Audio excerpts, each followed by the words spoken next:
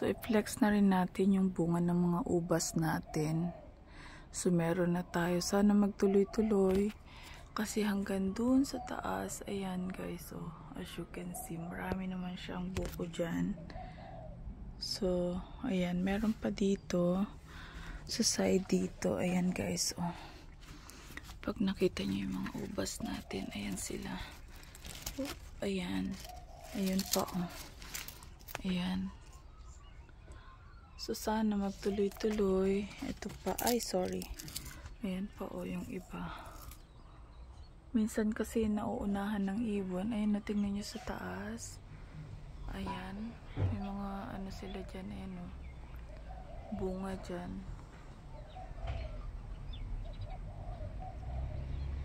So, nasa tabi siya ng ano. Ayan, hanggang doon sa baba, guys. Oh. Wait lang, ha. Ayan, oh. Ayan. Ayan yung mga ubas natin. Ayan. Ayan. Tsaka yun pa.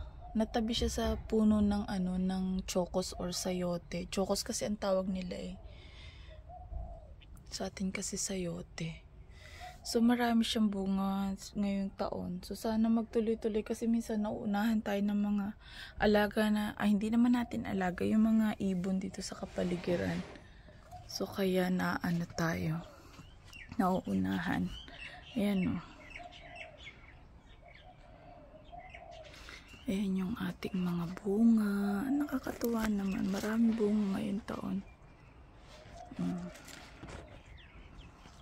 Sana magtuloy-tuloy. Ayan pa doon sa taas doon. No?